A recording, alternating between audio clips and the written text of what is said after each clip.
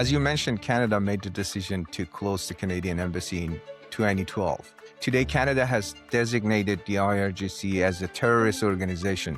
Beyond the label, what is the one tangible action that current Canadian government should take tomorrow to hit the regime where it actually hurts? Well, I think participating in the sanctions is the most obvious example.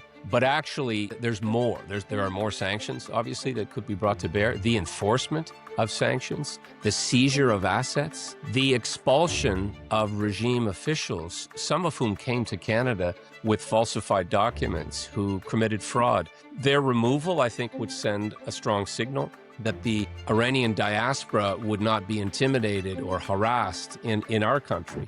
And so I don't think there's any one thing to answer your question. I think there are many things that would be done in concert or consistently with other countries. So it's monetary action, expulsion, and working collectively to keep the pressure on the regime. On the positive side of the ledger, and I think my wife would agree with this, if Canada were to offer in some fashion to convene a conference or to support a conference somewhere, either in the region or in North America, providing security, of course, to try to bring about that unified approach that I spoke of earlier, even if it's on an interim basis, to say, okay, US, here's the plan, here is the way forward.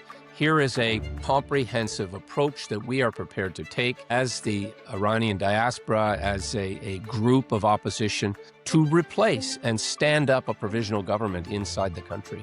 Because it has proven so difficult. The mass casualties and slaughter of innocent people, of students, of children, women, who so courageously took to the streets and did so under the feeling that the West would be there for them, and that the West would support them. And so the U.S. and Israel in participation went part of the way, but then, there was no feeling of a follow-up plan that was going to allow the regime to be ushered out of power.